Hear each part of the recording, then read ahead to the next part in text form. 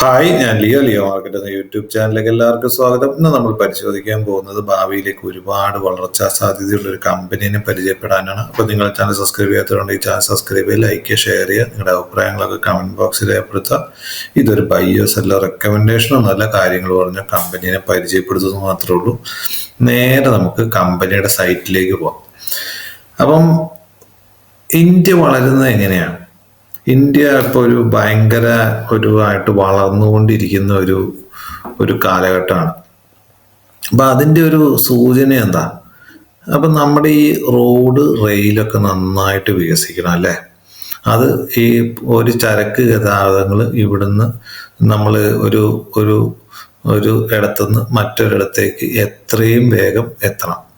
അപ്പോഴാണ് ആ ട്രാൻസ്പോർട്ടേഷൻ്റെ കോസ്റ്റൊക്കെ വളരെ കുറഞ്ഞ്, അപ്പോൾ ഈ വലിയ വലിയ വ്യവസായങ്ങളും നമുക്കായാലും പെട്ടെന്ന് കാര്യങ്ങൾ നടക്കണം. അപ്പം അതാണ് അതിൻ്റെ അകത്തൊരു മെയിനായിട്ടുള്ളൊരു ഘടകം.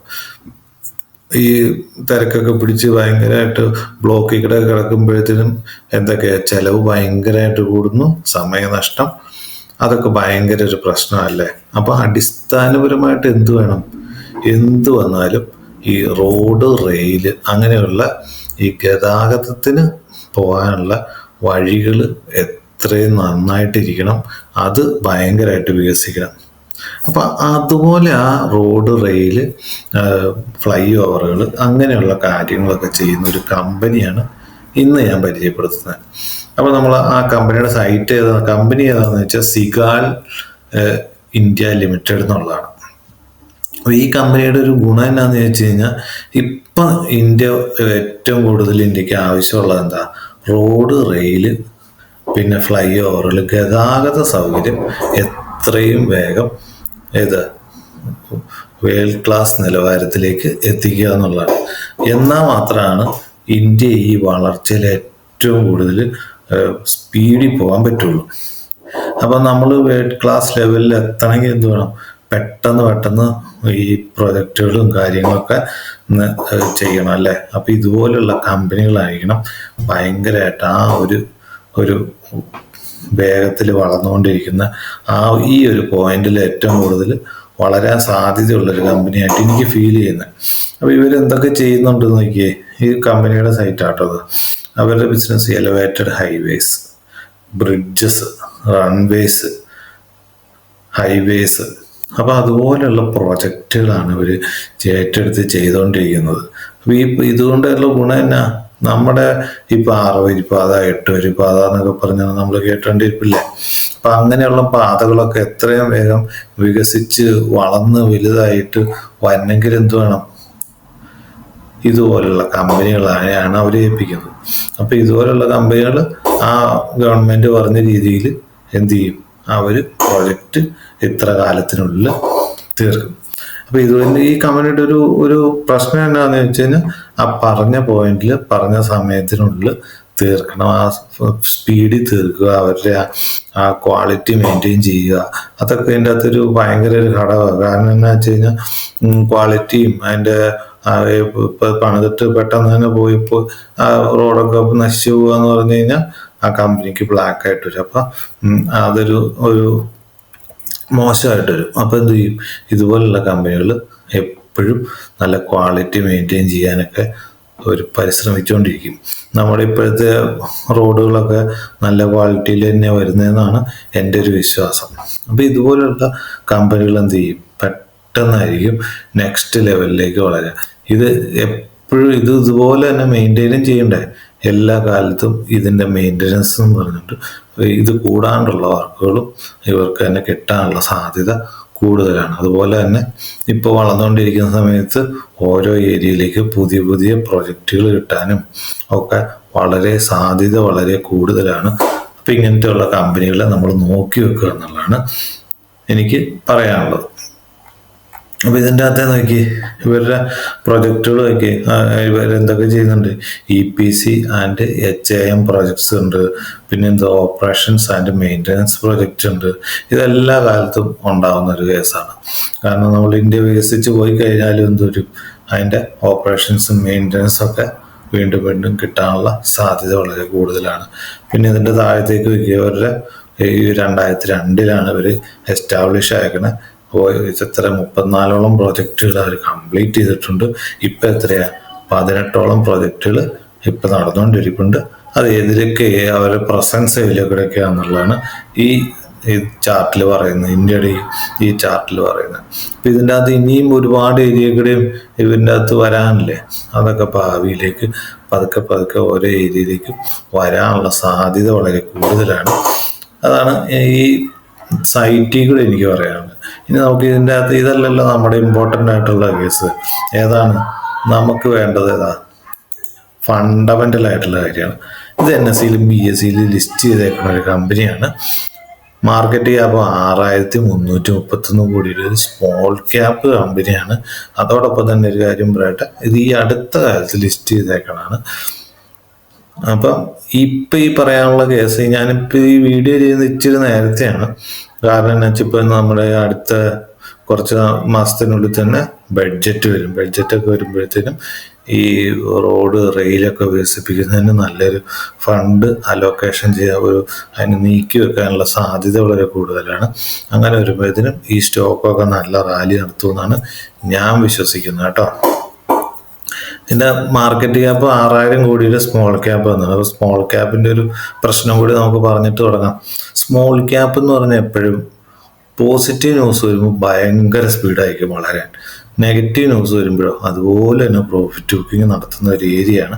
അതുകൊണ്ട് എപ്പോഴും എന്ത് ചെയ്യുക, ഇതിൻ്റെ കമ്പനിയുടെ വളർച്ച എപ്പോഴും നമ്മൾ എന്ത് ചെയ്യുക, പഠിച്ചുകൊണ്ടിരിക്കുക. അതെങ്ങനെ പഠിക്കുന്നത്? ഇവരുടെ പ്രോജക്റ്റുകൾ കംപ്ലീറ്റ് ചെയ്തതും അതിൻ്റെയൊക്കെ റിപ്പോർട്ടുകളൊക്കെ പുറത്തേക്ക് വരും. പിന്നെ ഓരോ റിസൾട്ടിൻ്റെ വരും. അപ്പോൾ ഈ അവരുടെ ഇനി കിട്ടുന്ന പ്രോജക്റ്റുകളുടെയും വരാൻ പോണ കംപ്ലീറ്റ് ചെയ്ത പ്രോജക്റ്റുകളുടെയും ഒക്കെ റിപ്പോർട്ടുകൾ അതിൻ്റെ അകത്തുണ്ടാവും. അതൊക്കെ എടുത്ത് എപ്പോഴും നമ്മൾ വായിച്ച് നോക്കിയാൽ ഈ കമ്പനിയുടെ വളർച്ചയ്ക്ക് ഒത്ത് വളരുവാണോ തളരുവാണോ എന്ന് നമുക്ക് എപ്പോഴും മനസ്സിലാവുള്ളൂ എന്ന് കൊടുത്ത് ഞാൻ പറഞ്ഞോട്ടെ. Current market price 363, 52 week high എന്ന് പറഞ്ഞാൽ 425, 52 വീക്ക് ലോ എന്ന് പറഞ്ഞാൽ 293, സ്റ്റോക്കിൻ്റെ പി എന്ന് പറഞ്ഞാൽ 21.4, ബുക്ക് വാല്യൂ എന്ന് പറഞ്ഞാൽ 96.8, ഡിവിഡൻഡ് നൽകുന്ന ഒരു കമ്പനിയാണ്. ROC എന്ന് പറഞ്ഞാൽ 29.8, ROE എന്ന് പറഞ്ഞാൽ 39.9, ഫേസ് വാല്യൂ 5. ഇതിൻ്റെ പ്രൊജക്റ്റുകൾ എന്തൊക്കെ ചെയ്യുന്നതെന്നൊക്കെ ആട്ടെ ഇതിൻ്റെ അകത്ത് പറഞ്ഞേക്കണം. നമ്മളിപ്പോൾ അപ്പുറത്ത് പറഞ്ഞ ആ കാര്യങ്ങളൊക്കെ തന്നെയാട്ടെ ഇതിൻ്റെ അകത്തും പറഞ്ഞേക്കണം. പിന്നെ നമുക്ക് താഴത്തേക്ക് പോയി കഴിഞ്ഞാലോ, year on year sales growth 2021 മാർച്ചിൽ എത്രയായി? 873. അതിപ്പോൾ എത്രയായി? മാർച്ച് 2024 എത്തിയപ്പോഴത്തേനും 3029 കോടിയിലേക്ക് വന്നിട്ടുണ്ട്. അപ്പോൾ ഓരോ കൊല്ലം കഴിയുന്നവരും കൂടി തന്നെയാണ് അതിൻ്റെ സെയിൽസ് വന്നുകൊണ്ടിരിക്കുന്നത്. ഓപ്പറേറ്റിംഗ് പ്രോഫിറ്റ് ആണെങ്കിലോ 160 കോടിയിൽ നിന്ന് 518 കോടിയിലേക്ക് വന്നിട്ടുണ്ട്. ഓപ്പറേറ്റിംഗ് മാർജിൻ ആണെങ്കിലോ ഒരു 14-നും 18-നും ഇടയിലാണ് നിൽക്കുന്നത്. നെറ്റ് പ്രോഫിറ്റ് ആണെങ്കിലോ 112 കോടിയിൽ നിന്ന് 304 കോടിയിലേക്കും കൂടിയിട്ടുണ്ട്. റിസർവ് ആണെങ്കിലോ 2021 മാർച്ചിൽ 304 കോടി ഉണ്ടായിരുന്നുള്ളൂ. അത് എത്രയായി? 1599 കോടിയിലേക്ക് റിസർവ് കൂടിയിട്ടുണ്ട്.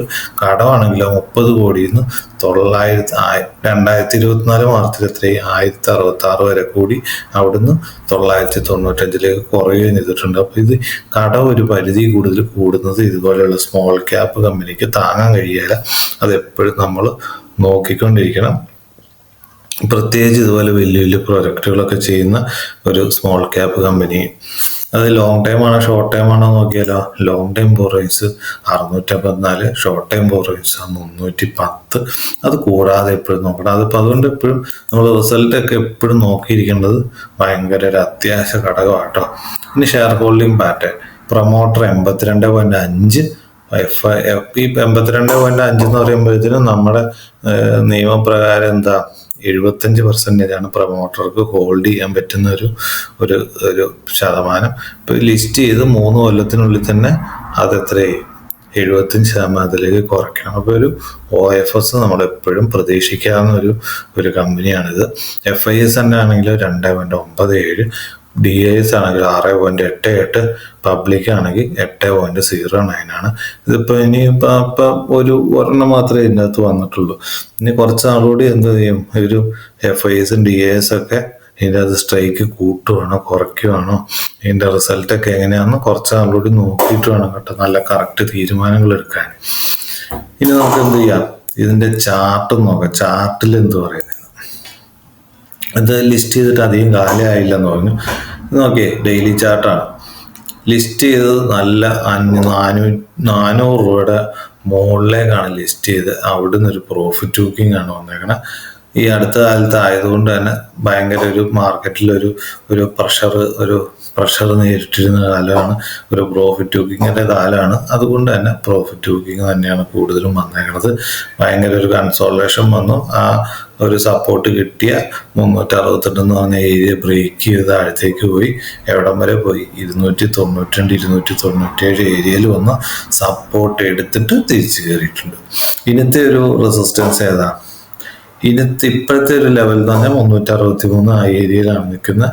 ഇന്നത്തെ റെസിസ്റ്റൻസ് ഒരു മെഗാ റെസിസ്റ്റൻസ് ആയിട്ടിരിക്കുന്ന 368 386 ആണ് ഒരു ഭയങ്കര റെസിസ്റ്റൻസ് ആയിട്ടിരിക്കുന്നത്. കാരണം എന്താ, ഈ ആദ്യകാലത്തൊന്നും സപ്പോർട്ട് എടുത്ത ഒരു മേഖലയാണ് അത്. അതുകൊണ്ട് തന്നെ ഇതൊരു റെസിസ്റ്റൻസ് ആയിട്ട് ആക്ട് ചെയ്യാൻ ചാൻസ് ഉണ്ട്. ഇവിടുന്ന് മറികടന്നാലോ 419 424 ആണ് ഒരു പിന്നത്തെ ഒരു റെസിസ്റ്റൻസ്. ഇത് മറികടന്ന നല്ലൊരു റാലി നമുക്ക് പ്രതീക്ഷിക്കാം.